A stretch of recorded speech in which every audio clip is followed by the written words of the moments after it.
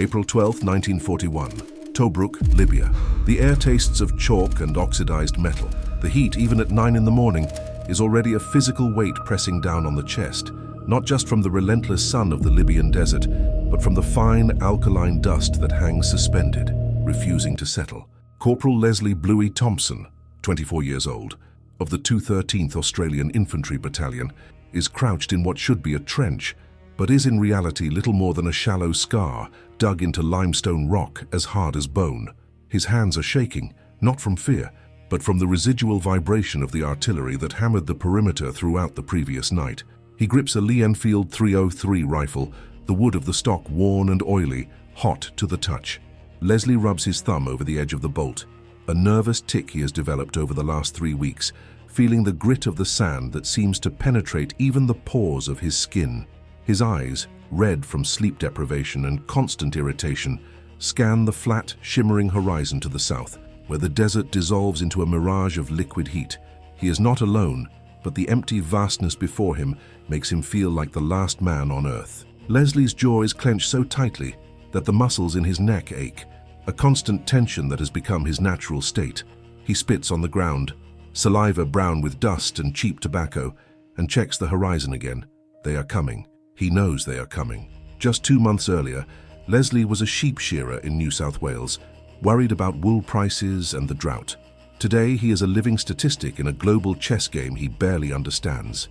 The Australian 9th Division, surrounded on 3 sides by the world's best armour and on the 4th by the Mediterranean Sea, has an impossible mission: to hold a vital port against Erwin Rommel, the Desert Fox, a man who has never lost an offensive battle. 241 days. That is the number that will echo through history. But Leslie doesn't know that yet.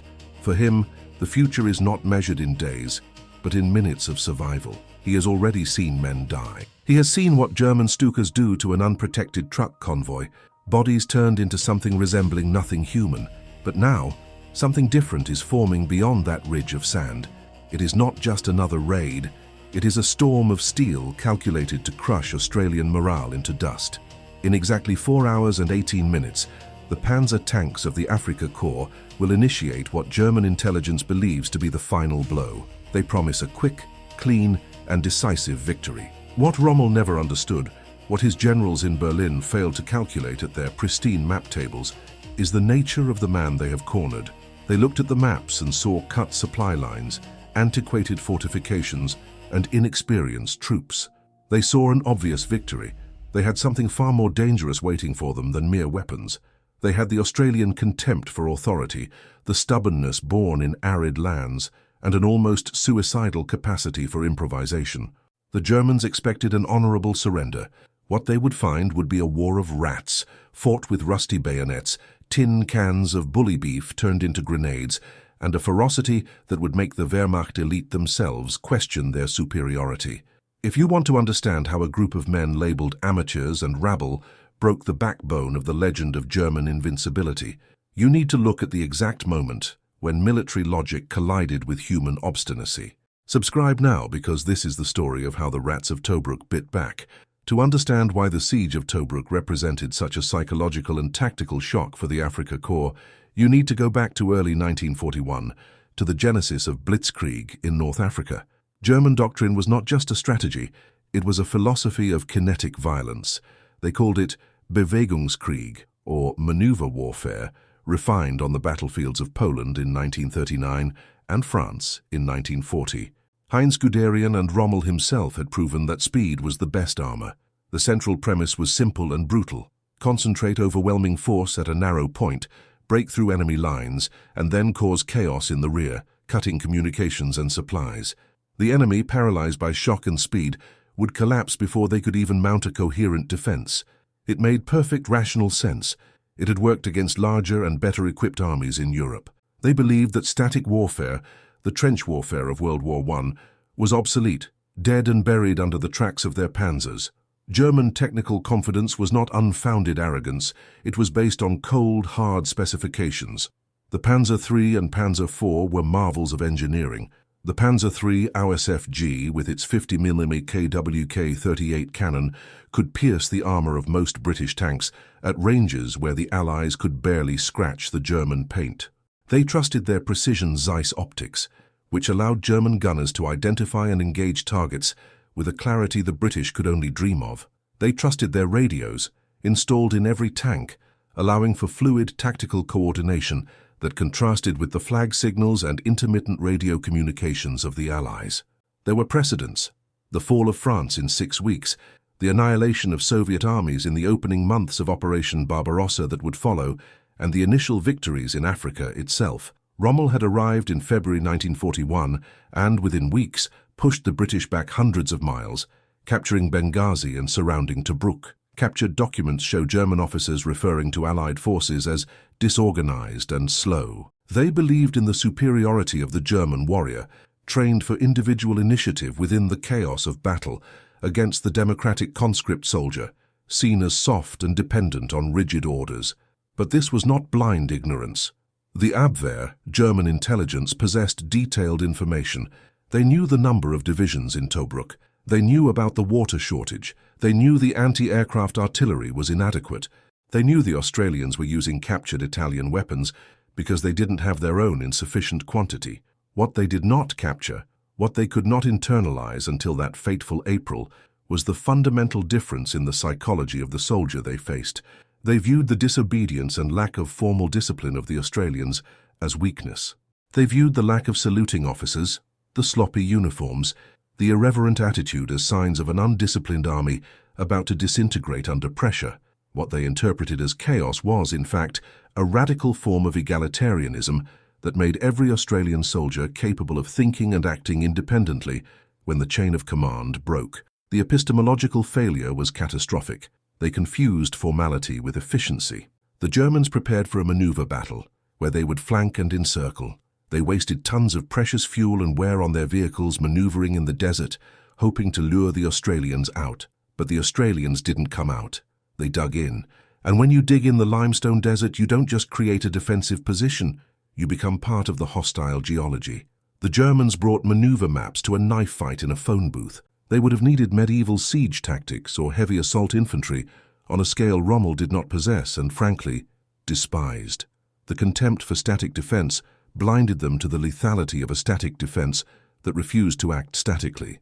Leslie Bluey Thompson was born on August 14, 1916, in Dubbo, New South Wales, son of Arthur Thompson, a World War I veteran who returned from Gallipoli missing 2 fingers on his left hand and with lungs burned by mustard gas, and of Mary Thompson, a stoic primary school teacher who held the family together with faith and rigid discipline. Leslie was the second of 4 brothers. His older brother, Jack, was already serving in the Merchant Navy. Leslie grew up listening to his father's silence about the war, a silence that screamed louder than any story of heroism. Before putting on the khaki uniform, Leslie was a shearer. It wasn't a job for the weak. It required a back of steel, hands that could hold a 50-kilogram struggling sheep, and the precision of a surgeon not to cut the animal or himself with the sharp shears. He worked 10 hours a day, bent over, sweating liters paid by the head.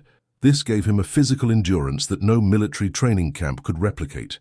He dreamed of owning his own sheep station one day, perhaps near Orange, where the land was a little greener. He liked woodworking in his spare time, carving small animals for his nephews, a hobby that required patience and attention to detail, traits that would save his life in Tobruk. But there was a fear in him, a fear he would never admit aloud, the fear of failing his mates, the fear of being the weak link, the fear that cowardice was hereditary, for he had seen his father cry during storms, shaking uncontrollably. Leslie enlisted in May 1940, not out of blind patriotism, but because all his friends were going. It was what one did. Social pressure was a gravitational force. His mother cried silently in the kitchen when he broke the news. His father just looked at him with empty eyes and said, "Keep your head down, son, and never trust a British officer." Leslie's military journey began in Sydney, at the showground, transformed into a recruitment camp. Basic training at Ingleburn was a shock, but not physically. Physically, Leslie was tougher than his instructors. The shock was the submission, marching, saluting, cleaning buttons. It seemed useless. But there he met men like Diver Derrick and Bluey O'Brien, men who would become his new family. He was selected for the infantry because he was big and looked capable of carrying weight. Simple as that. The army didn't waste time with psychological nuances. His first experience under live fire occurred not in Libya, but in the retreat from Greece, months earlier, albeit briefly. The sound of bullets cracking overhead, the angry buzz like invisible wasps, was terrifying. He saw a boy from Melbourne, whose name he barely remembered, have his head split open by mortar shrapnel. There was no glory, only blood, and the smell of shit and fear. Leslie vomited, but he continued to shoot. It was there that he learned the first vital lesson. Fear doesn't disappear, you just learn to function despite it. He went from scared recruit to competent soldier not by training, but by osmosis of survival. He learned to distinguish the sound of a German 81mm mortar from a British 3-inch mortar. He learned that silence is often more dangerous than noise. However, there was a moral dilemma corroding Leslie, something he carried like a stone in his stomach. During a night patrol in no man's land, days before the major attack, his sergeant ordered that no prisoners be taken if the situation got complicated. The ambiguity of the order was terrible. Leslie was raised in the Anglican Church. Thou shalt not kill was a commandment, not a suggestion, though war had added a giant asterisk to it. But executing surrendered or wounded men, that violated everything his mother had taught him about justice and decency. He talked to his mate, Smokey Dawson, while they cleaned their rifles. "It's them or us, Bluey," Smokey said, not looking him in the eye. "They won't hesitate." "Why should we?" Leslie tried to rationalize. They were Nazis, they were invaders, they were evil. But when he looked through the rifle sight, he saw only dirty and frightened men, not monsters. He wrote in his diary, found decades later in an old shoebox, "I feel like I'm losing parts of myself I'll never get back. The sand here sands down not just the skin, but the soul. I hope God understands the difference between murder and duty, because I don't know anymore." This doubt haunted him, but when the battle began, the doubt was pushed into a dark corner of his mind, replaced by the primal instinct for survival. He knew he would soon have to make choices he would live with, or die with, for the rest of his life. The technical innovation the Australians brought to Tobruk was not a new secret superweapon. It was a visceral tactical adaptation of existing tools, officially designated as aggressive defense in depth, but to the soldiers, it was simply making Jerry's life hell. To understand the lethality, one must look at the specifications. The boy's MKY anti-tank rifle, caliber 55 inches, a 16-kilogram monster that kicked like a mule. It fired a 47-gram projectile with a hardened steel core. At 100 yards, it could penetrate 23 millimeters of armor. To the engineers, it was ballistics. To Leslie, it was like trying to stop a rhinoceros with a knitting needle, unless you knew where to aim. The recoil was so violent, it broke the collarbones of men who didn't hold it correctly. The sound was a boom that left ears ringing for hours, blood trickling from the nose due to concussion.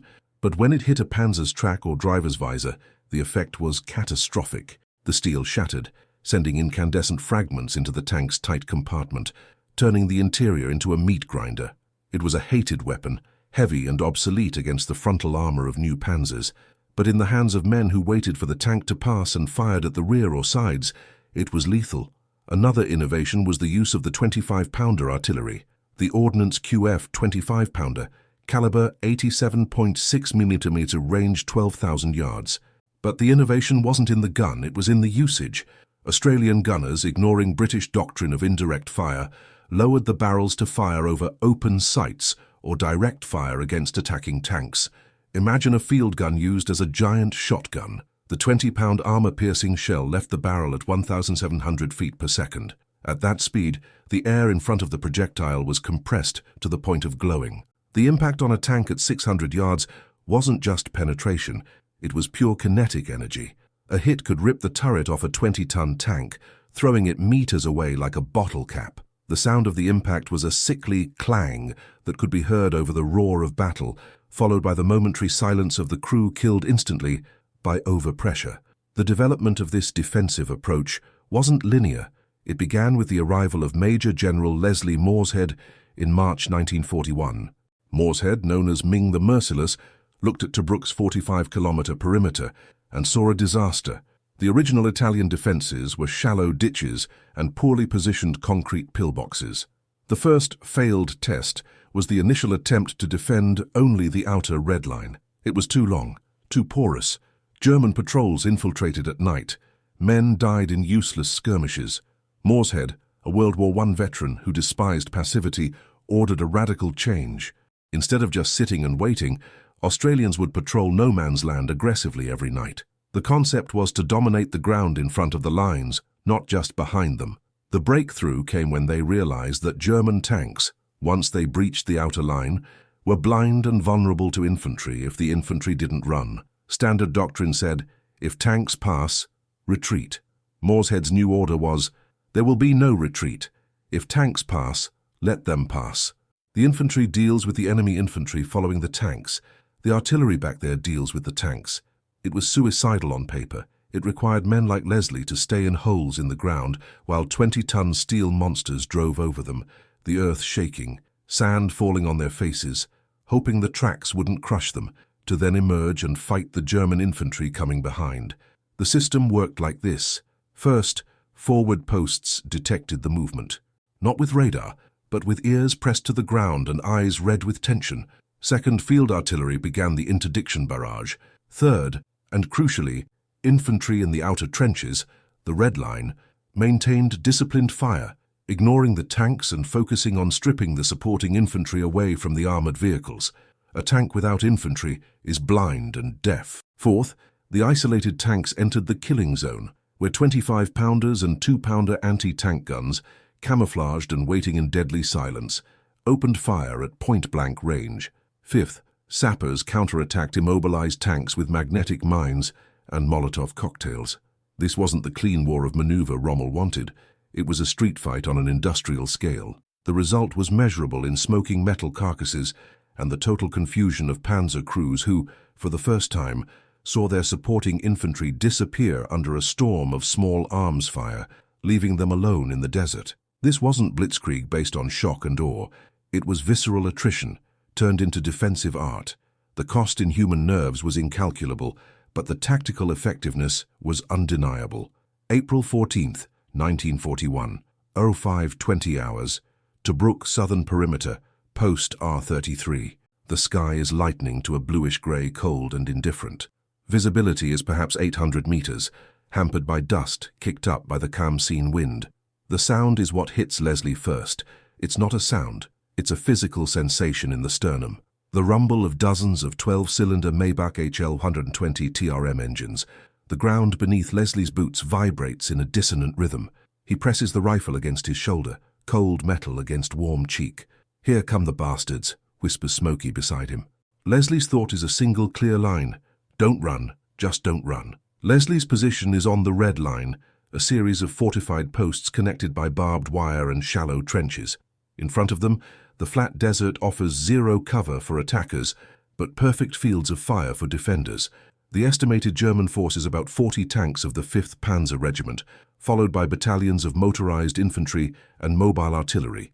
The Australians have rifles, Bren guns, some boys' anti-tank rifles, and further back the saving artillery. The orders are clear. Let the tanks pass. Isolate the infantry. The last communication from HQ was short. They are coming with everything. Give them hell. Radio silence is now total except for static. The first shot doesn't come from the Germans. It comes from an Australian 25-pounder positioned miles back, firing an illumination flare that bursts high above the German lines, bathing the desert in a hard white magnesium light. 05:22:10. Engagement distance is 600 yards. The lead German tank, a Panzer IV with a short 75mm gun, fires. The flash is a dirty yellow flare. The sound, a dry crump, arrives fractions of a second after impact. The shell passes high over Leslie's post, exploding harmlessly 200 meters behind, raising a column of earth and rock. The shockwave passes through them like an invisible hand slapping them. The smell of cordite floods the air instantly. Leslie doesn't blink. He sees the German infantry, dark silhouettes advancing behind the steel monsters. They look confident. They think the preliminary bombardment killed everyone in the holes. Inside the lead panzer, Oberleutnant Hans Weber has his eye glued to the periscopic sight. He sees dust, smoke, but no movement. They've fled or they're dead, he thinks, feeling the tank's vibration in his bones. Victory seems inevitable. He orders the driver to accelerate. At 500 yards, he doesn't see the camouflaged 2-pounder anti-tank gun under a burlap net and dry bushes to his right. The result of the first German shot was a miscalculation, assuming suppression had worked. Weber's mistake was underestimating the silence. The technical adjustment happens on the Australian side. Sergeant Jacko Miller, commander of a 2-pounder anti-tank gun, watches Weber's panzer. He doesn't use radar or computers. He uses his eyes and a memorized range table. Range 450, speed 15, target lead, half silhouette. The gunner adjusts elevation and azimuth wheels with sweaty but steady hands. The deviation of the first German shot gave them the exact location. The correction calculation is instinctive, based on hundreds of hours of training. Fire, yells Miller. Time elapsed since German shot is 45 seconds. The 2-pounder gun spits fire. The solid 40mm projectile leaves at 2,600 feet per second, 05:23:05. The impact is devastating. The projectile strikes the side of Weber's turret, exactly where the armor is thinnest, just above the junction with the chassis. The immediate visual effect is a bright spark, as if someone struck a giant magnesium match against grey steel. There is no cinematic explosion of fire yet, just a sharp metallic sound, a spang, that sounds like a hammer hitting an anvil the size of a building. The projectile does not ricochet, it punches through. Kinetic energy of 200,000 joules is transferred instantly to the vehicle's structure. Pieces of armor, turned into lethal shrapnel, fly outward from the impact point, but the true horror happens inside. For Weber and his crew, the world ends not with a bang, but with a scream of torn metal. The projectile perforates the steel plate and disintegrates into a cloud of incandescent fragments, ricocheting within the confined interior of the tank at supersonic speeds. It is the blender effect. Flesh, bone, uniforms, and equipment are ripped indiscriminately. The loader sitting next to the gun breech is decapitated instantly by a shard of armor. The heat generated by the friction of penetration ignites hydraulic oil vapor and the propellant of stored ammunition. Internal pressure rises astronomically in milliseconds. From the outside, Leslie sees the tank stop abruptly, as if it hit an invisible wall. Black, oily smoke begins to pour from the hatches. Then, the ammunition cooks off. A white flame jets from the commander's cupola like a blowtorch, followed by a secondary explosion that lifts the multi-ton turret inches into the air before it falls askew. No one gets out. The smell of burning flesh and rubber reaches Leslie's nostrils, mixing with the dust. He feels sudden nausea, but there is no time. The other tanks are reacting, traversing their turrets. The German infantry, now exposed and without the cover of their lead steel giant, drop to the ground. It is Leslie's turn. He lines up the sights of his Lee Enfield on the chest of a soldier, running to find cover behind a rock that doesn't exist. Leslie's finger tightens on the trigger. The moral dilemma has dissolved. Only the mechanics of death remain. The battle for Tobruk has truly begun, and the illusion of an easy German victory is burning along with Oberleutnant Weber's body inside that steel coffin. The silence that follows the destruction of Oberleutnant Weber's panzer is not an absence of sound, but a vacuum of shock, a split second where the desert itself seems to inhale before screaming. For Leslie Bluey Thompson, that second stretches into an eternity of hyperclarity. He sees the heat shimmer warping the air above the burning metal carcass. He sees the German infantrymen, men who moments ago were confident conquerors, now scrambling in the dirt, their shapes blurred by panic. Then the vacuum collapses. The desert erupts. It isn't a chaotic noise, it is a calculated symphony of industrial slaughter. The remaining 39 German tanks do not retreat. They are the elite of the Afrika Korps. Retreat is not in their vocabulary, not yet.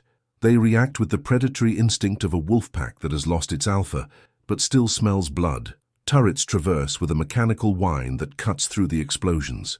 High-velocity 50mm and 75mm cannons begin to pound the Australian forward positions. The ground around Leslie's foxhole ceases to be solid earth and becomes a fluid medium of flying rock, shrapnel, and concussive force. He is no longer fighting a war, he is fighting geology itself, which is being pulverized and thrown into his eyes, mouth, and lungs. He fires his Lee Enfield, works the bolt, click-clack, fires again. The action is mechanical, divorced from thought. He aims not at individuals, but at movement. A grey shape rises. He puts a .303 round through it. The shape falls. He feels no triumph, only the desperate need to keep the shapes away. Beside him, Smokey is feeding magazines into the Bren gun, the weapon chattering a staccato rhythm that vibrates in Leslie's teeth. "Keep them pinned, Bluey. Don't let the bastards up," Smokey screams, his voice cracking with the strain. But the tanks are getting closer. They rumble past the burning wreck of their leader, ignoring the infantry battle, pushing deeper into the perimeter. This is the moment of truth for Moorshead's gamble. The tanks are passing. They are inside the wire. The ground shakes so violently that Leslie has to brace his knees against the limestone wall of his trench to keep from falling. A Panzer III rolls past less than 20 meters to his left. The noise is deafening, a grinding roar of metal tracks on stone that drowns out even the gunfire. Leslie can smell the exhaust fumes, a hot, oily stench that burns the back of his throat. He looks up and sees the black cross on the hull, the mud caked on the road wheels, the commander's cupola rotating like a cyclops eye searching for prey. He wants to curl into a ball. Every instinct in his primate brain screams, hide, run, survive. But he stays. He stays because if he runs, the German infantry behind the tank will kill him. He stays because Jack O'Miller and the anti-tank gunners behind him are depending on the infantry to strip the tanks of their protection. As the tank passes, its rear exposed, a young soldier from Queensland named Rusty leaps from a nearby spider hole. He holds a bottle filled with a mixture of petrol and tar, a crude Molotov cocktail. With a scream that is lost in the roar, Rusty hurls the bottle at the engine deck of the Panzer. The glass shatters. The liquid ignites. Flames engulf the rear of the tank, sucking oxygen into the engine intakes. The Panzer slews to the right, tracks locking, smoke pouring from the vents. It doesn't explode, but it stops. It is a dead iron beast, but there are too many of them. The German armor pushes through the first line, then the second. They are breaking into the open ground behind the perimeter, exactly where they want to be, or so they think. What they are actually doing is driving into the kill box. Waiting for them are the 1st Royal Horse Artillery. These are British gunners, professionals who view artillery as a science, now fighting alongside the Australian rabble they once looked down upon. They are manning the 25-pounders, not dug in miles away, but positioned in open pits, barrels lowered to 0 elevation. Major General Moorshead didn't just tell them to stop the tanks, he told them to kill them. At 8 a.m., the leading German tanks, now numbering about 20, crest a small rise 2 miles inside the perimeter. They see open desert ahead toward the harbour. They think they have broken through. Then the horizon flashes. 12 25-pounders fire simultaneously. The range is less than 1,000 yards. The air is torn apart. This is not indirect fire. This is a firing squad. The first volley hits 3 tanks. One turret is blown clean off, spinning in the air like a discarded toy. Another tank takes a direct hit to the glacis plate, the shell cracking the armor and spalling lethal fragments inside, killing the driver and radio operator instantly. The third tank loses a track and spins wildly, exposing its side to a second volley. The German commanders are stunned. This is not supposed to happen. Artillery is supposed to be soft, vulnerable, something to be overrun. Instead, they are facing a wall of high-velocity fire that they cannot suppress. Chaos ensues. The German formation breaks. Individual tank commanders, realizing they are in a trap, try to maneuver, but the dust and smoke blind them. They collide with each other. They drive into minefields laid the night before by Australian sappers working in darkness. And all the while, the infantry back at the perimeter, Leslie and his mates, are holding the line against the German foot soldiers. The separation is complete. The tanks are alone, blind and dying. The infantry is pinned, leaderless and dying. The blitzkrieg has been surgically dissected, its heart cut out while it was still beating. Inside the chaos of the German retreat, there is a specific moment of realization for General Erwin Rommel. He is not at the front, but observing from a command vehicle miles away. He hears the frantic radio reports. Heavy resistance, point-blank artillery fire, infantry separated. He slams his fist against the map table. This was supposed to be a walkthrough. He is furious, but beneath the fury, there is a cold seed of doubt. He is watching his invincible division being chewed up by men he called amateurs. The irony is bitter. He, the master of improvisation, is being beaten by an army that improvises better. He orders a withdrawal, but it is too late for many. The desert floor is littered with burning tanks, their black smoke columns rising like funeral pyres, marking the death of a myth. Back at post R33, the battle has shifted from terror to a grim, grinding endurance. The German infantry, realizing their tanks are gone, try to retreat, But retreat in open desert under the midday sun against dug-in marksmen is a suicide run. Leslie is no longer firing blindly. He is picking targets. He sees a German officer standing up, waving a pistol, trying to rally his men. It is a brave, foolish gesture. Leslie aligns his sights. He holds his breath, exhaling half a lungful. The world narrows down to the tip of the foresight and the officer's tunic. Squeeze. The rifle kicks. The officer drops. Leslie feels nothing. The nausea is gone, replaced by a numbness that scares him more than the fear did. Is this what it means to be a soldier? To turn off the part of you that recognizes the humanity in another man? He looks at his hands. They are black, with grime and powder residue. They look like the hands of a stranger. Beside him, Smokey is bandaging a shrapnel wound on his arm, gritting his teeth against the pain. "We stopped 'em, Bluey," he grunts. "We actually stopped the bloody bastards." Leslie nods, but he doesn't speak. He is watching a wounded German soldier crawling in the dust about 50 meters away. The man is dragging his legs, crying out for water in a language Leslie doesn't understand, but the tone is universal. It is the sound of a boy wanting his mother. Leslie reaches for his canteen. It is half full of warm, metallic-tasting water. He looks at the German. He looks at Smokey. He looks at the water. It is the most precious substance on earth right now.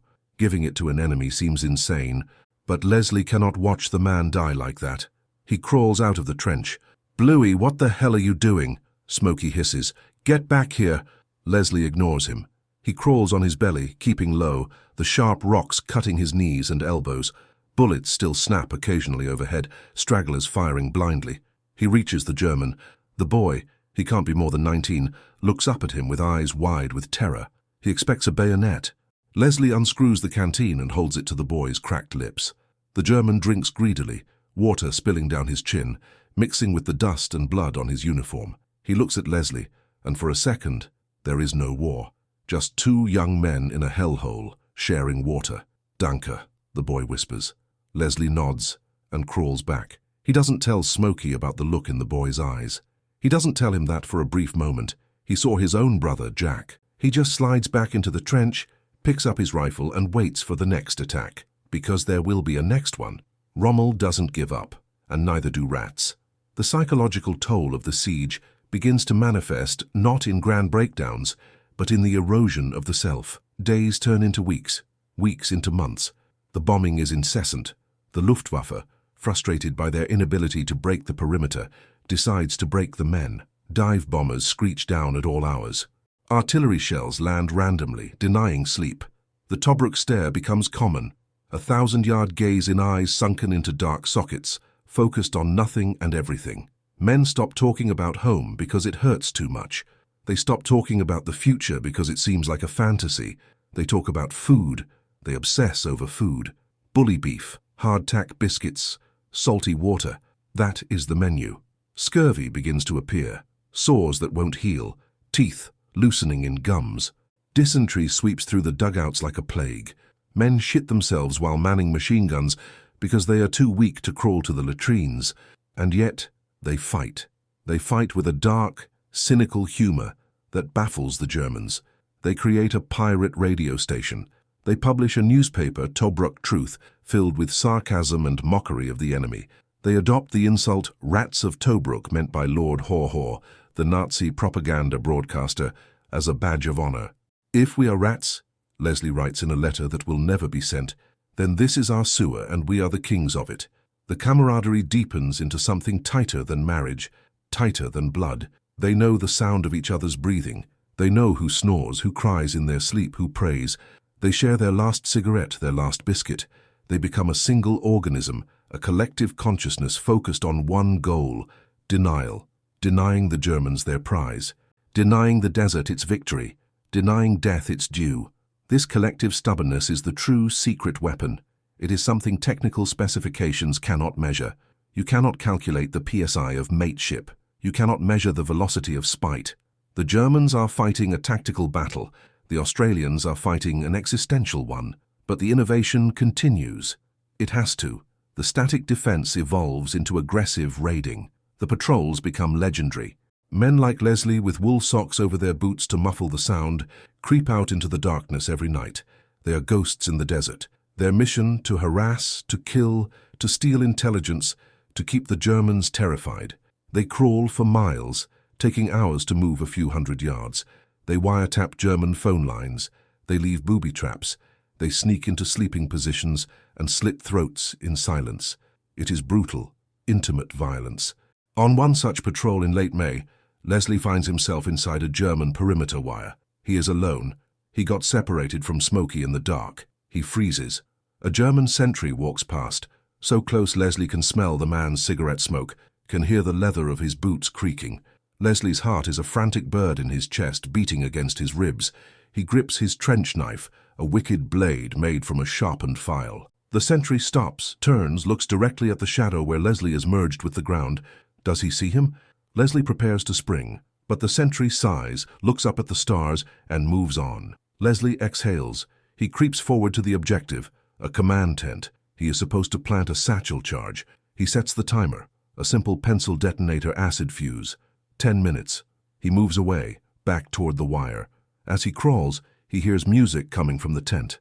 It's Mozart, a violin concerto. The beauty of it, so pure and civilized in the midst of this barbarity, stops him for a second. It is surreal. These men who kill with such efficiency also love Mozart. It makes no sense. The explosion, when it comes, sounds flat and dull in the vastness of the night, but the screams that follow are sharp. Leslie doesn't look back. He just crawls, the music still playing in his head, mixing with the screams. He returns to his lines just before dawn, covered in filth, shaking with adrenaline crash. Smokey is waiting for him with a mug of tea. "Thought you were a goner, Bluey," he says quietly. "Not yet," Leslie replies. "Not yet." By June, the heat is increasing. The flies are a plague of biblical proportions. They cover everything. You can't open your mouth without swallowing one. They cluster on the eyes of the living and the dead alike. They are the true owners of Tobruk. The water ration is cut again. A pint a day for everything. Drinking, washing, shaving. Men stop shaving. Beards grow wild and matted with dust. Uniforms rot off their bodies. They look like castaways, wild men. But their weapons are spotless. A man might be filthy, but his rifle is clean. That is the religion. The German attacks change character. The massive armored assaults stop, replaced by probing attacks, artillery duels, and the constant air war. The Stukas are terrifying. The siren, the Jericho trumpet, is designed to induce panic, and it works. Even the bravest man feels his bowels turn to water when that scream begins. You curl up in your slit trench, biting on a piece of leather or wood to keep from shattering your teeth, and you wait. The explosion is earth-shattering. The overpressure can burst lungs without a scratch on the skin. Leslie survives a near miss in July. A 500 kilos bomb lands 20 yards away, but fails to explode. It buries itself in the ground with a thud that shakes his very soul. He stares at the fin sticking out of the earth. A dud, fate, God. Sabotage by a slave worker in a German factory? He will never know. He just lights a cigarette with shaking hands and laughs. A high-pitched, hysterical sound that scares him. He is fraying at the edges. They all are. The letters from home are the only lifeline, but even they are painful. How do you explain this to someone in Dubbo? How do you explain the smell of a decomposing body in the heat? How do you explain that you are no longer the same person who left? Leslie writes, lies. I'm fine, Mum. Eating well. Don't worry. He protects them from the truth, carrying the burden alone. This isolation is the hidden wound of every soldier. Then comes the salient. Rommel tries one last major push to crack the perimeter. He concentrates his forces on a weak point. The fighting is hand-to-hand vicious. Bayonets, shovels, rocks. It is primal. The Australians hold, but barely. Casualties mount. The cemetery at Tobruk grows, rows of simple wooden crosses in the sand. Leslie loses friends. Rusty, the boy with the Molotov, takes a sniper bullet to the neck while eating beans. He dies silently, choking on his own blood, while Leslie tries desperately to stop the flow with his fingers. The blood is hot and sticky. Rusty's eyes go from panic to nothingness in seconds. Leslie sits there for a long time after the medics take the body away, staring at his red hands. He doesn't wash them immediately. Water is too precious. He rubs them in the sand, scrubbing until the skin is raw, trying to scour away the death. That night he dreams of the sheep station. He is shearing a sheep, but when he cuts the wool, blood pours out. The sheep has Rusty's face. He wakes up screaming. his hand clamping over his own mouth instantly to stifle the sound. You don't scream in the night. It unnerves the others. You swallow the nightmare. You swallow it down with the bile and the dust. The turning point isn't a battle. It's a realization on the German side. Captured diaries from this period show a change in tone. The confidence of April is gone, replaced by a sullen respect and a growing despair. A German officer writes, "These Australians are not men. They are demons. They fight when they should surrender. They laugh at our artillery. We cannot break them because they are already broken in a way that makes them impervious to fear. They have nothing to lose." This is the victory, not taking ground, but taking the enemy's belief in his own superiority. The idiotic plan of holding a port with rats has become a strategic masterstroke. By holding Tobruk, the Australians are denying Rommel the supply port he desperately needs to attack Egypt and the Suez Canal. They are a thorn in his side that is becoming an infected wound. Every gallon of fuel, every shell, every truck that Rommel has to divert to the siege is one less he has for the main offensive. The rats are bleeding the Afrika Korps dry, drop by drop, day by day, and they are doing it with equipment that belongs in a museum and a spirit that belongs in a legend. But legends don't eat. Legends don't bleed, men do, and Leslie is running on empty. He has lost 15 kilos. His ribs show through his skin like the hull of a starving ship. His eyes are bright with fever. He has desert sores on his legs that ooze pus and won't heal. He is exhausted beyond the capacity of language to describe. It is a bone-deep weariness that makes even lifting a spoon an effort. Yet, when the sergeant calls, "Stand to," he moves. He grabs his rifle. He goes to the parapet. It is muscle memory. It is duty. It is love for the man next to him. In August, rumors of relief begin to circulate. The Navy is going to take them out. Polish troops are coming to replace them. Leslie doesn't believe it. Rumors are cruel. Hope is dangerous. "Believe it when I see the boat, mate," he tells Smokey. But the rumors persist. And then, one night, it happens. Under the cover of a moonless dark, the destroyers slip into the harbor. Ghost ships. The loading is chaotic, but silent. No lights, no talking. The wounded go first, then the units. Leslie stands on the deck of HMAS Nizam, feeling the vibration of the engines through his boots, a different vibration than the tanks. It is the vibration of salvation. He looks back at the coastline, a dark smudge against the stars. Flares still go up over the perimeter. The war goes on. The Poles are there now, taking over the holes, the rats, the heat. But for Leslie, the siege is over. He is leaving Tobruk. But as the ship turns north, cutting through the black water of the Mediterranean, he realizes with a sinking heart that Tobruk will never leave him. The silence of the sea is terrifying after months of noise. He feels exposed, vulnerable, without his hole in the ground. He sits on the steel deck, hugging his knees, and for the first time in 241 days he cries. He cries for Rusty, for the German boy with the water, for the officer he shot, for himself. He cries because he survived, and he doesn't know why. This survival guilt will follow him. It is the invisible scar. But there is also pride, a fierce, hard pride. They did it. They held. The idiotic plan worked. The German generals aren't laughing anymore.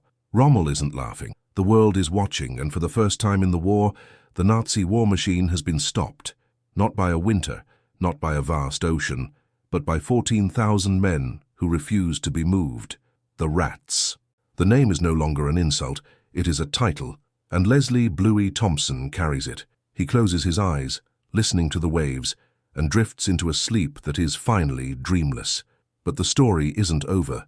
The war is long, and the desert has a long memory. The rats have won the Battle of Tobruk, but the cost of that victory will be paid in installments for decades to come, in the nightmares of old men, in the silence of dinner tables, in the sudden flinch at a car backfiring. The siege has ended, but the walls remain, built now not of sand and stone, but of trauma and memory. And deep in the German archives, reports are being filed, analyzing the failure. They blame the Italians. They blame the supply lines. They blame the weather. They blame everything except the truth, that they were beaten by the human spirit of men they deemed inferior. This is the ultimate irony. The master race was defeated by the common man, by the shearer, the clerk, the laborer, by Bluey. The journey home, or rather away from Tobruk, is not the end of the war for the 9th Division. It is a pause, They are sent to Palestine, then Syria. They are refitted, rested, retrained. They get new uniforms. They eat fresh fruit. They sleep in beds. But they are changed. They are harder, cynical, wary. They look at the new reinforcements, fresh-faced boys from Australia, with a mixture of pity and contempt. They don't know. Smokey whispers to Leslie one evening in a canteen in Tel Aviv. They think it's an adventure. Leslie just nods, looking into his beer. They'll learn, he says softly, or they won't. The Tobruk spirit becomes the core of the division's identity. It is a badge of honor that separates them from everyone else. Even the officers tread lightly around the veterans of the siege. There is a respect there earned in blood. But there is also a disconnect. The world outside the siege seems frivolous, loud, colorful. Leslie finds it hard to adjust to the noise of a city, the laughter of civilians. It feels fake. Only the silence of the desert felt real. This alienation is common. It is the beginning of the silence of the WW2 generation, the inability to communicate the reality of their experience to those who weren't there. Because words fail, how do you describe the sound of a Stuka to someone who hasn't heard it? It's just a noise. To Leslie, it's the sound of death hunting you, so they stay silent. They talk among themselves or not at all. Back in Germany, the Tobruk failure is being studied. Rommel is obsessed with it. He cannot let it go. It is a stain on his record. He plans his revenge. He will take Tobruk eventually in June 1942, but by then the rats will be gone and the strategic moment will have passed. The legend of his invincibility is broken. The psychological damage is done. The German soldier now knows that the British and Dominion troops can fight, can hold, can win. The fear is gone. The awe is gone. In its place is a grim determination to finish the job. The war in North Africa shifts gear. It becomes a war of attrition, of supplies, of logistics, a war the Germans cannot win in the long run. And it started here, in the dust of Tobruk, with a shearer and a rifle. Leslie receives a letter from his mother. It has been redirected 3 times. It is 2 months old. "Dad is proud of you," she writes. He doesn't say much, but he listens to the news on the wireless every night. When they talk about Tobruk, he just nods. Leslie reads this and feels a lump in his throat. His father knows. That nod is worth more than a medal. It is an acknowledgement from one survivor to another. "Welcome to the club," it says, "the club of men who have seen the edge of the world." Leslie folds the letter carefully and puts it in his pocket next to his paybook. It is an anchor, a reminder of who he was, who he might be again if he survives the next round, because there is always a next round. The war is a hungry beast, and it is not yet full. The rats of Tobruk have escaped the trap, but they are still in the cage of the war, and the most brutal battles are yet to come. Alamein is waiting, and the Pacific is calling.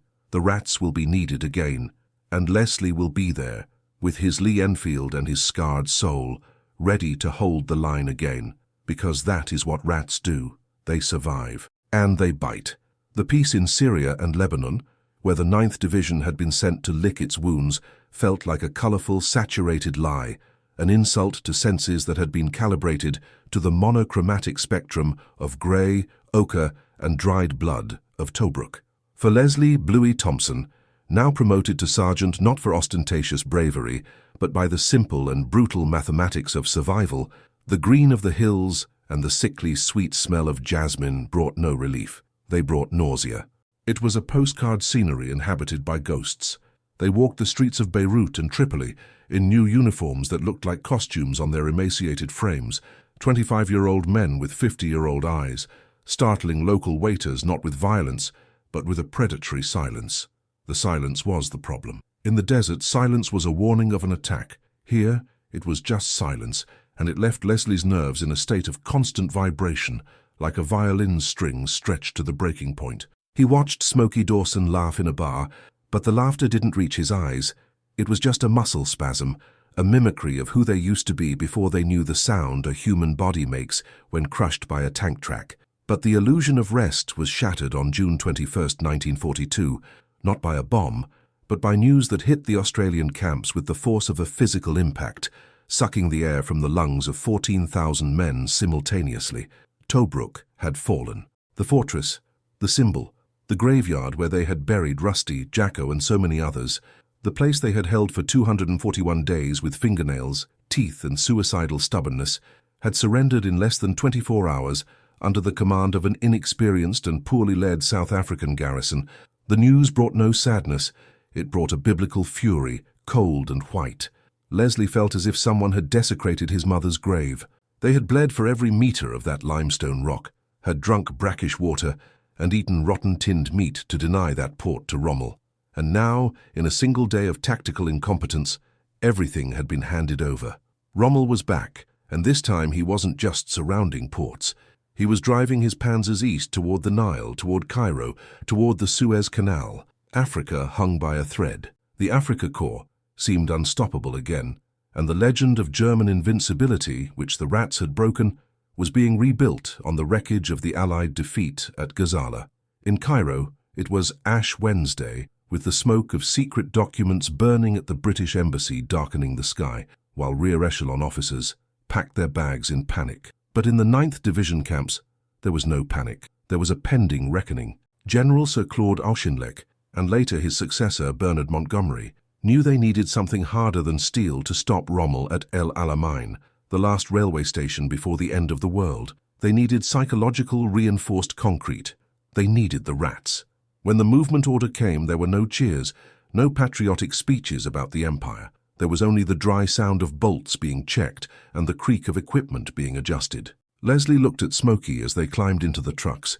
"They lost our cemetery, Bluey," Smokey said, his voice devoid of any human inflection. "Let's go get it back." The journey back to Egypt was a descent into Hades. The coastal road was clogged with the wreckage of the retreating army.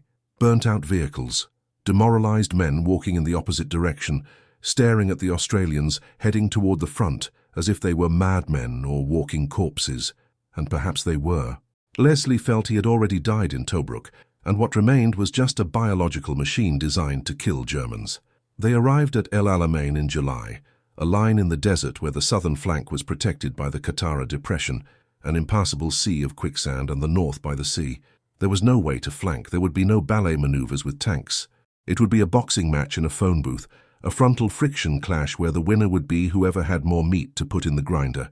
The 9th Division was positioned in the extreme north, near the coast, the critical point, the hinge of the entire Allied line. If they broke, Egypt fell. Rommel knew who was there. German intelligence intercepted the communications. "The Australians are back," the report said, and there was a tone of caution that hadn't existed in 1941. They knew the rats didn't retreat. July and August were months of brutal and confused fighting, the first Battle of Alamein, where Leslie learned that open desert warfare was different from a siege. Here, artillery was queen. The bombardment was constant, turning sand into glass and men into uncontrollable tremors. Leslie saw a veteran sergeant, a man who had survived Gallipoli, cry in the fetal position during a barrage of Nebelwerfer, the German rocket mortars that screamed like banshees before exploding.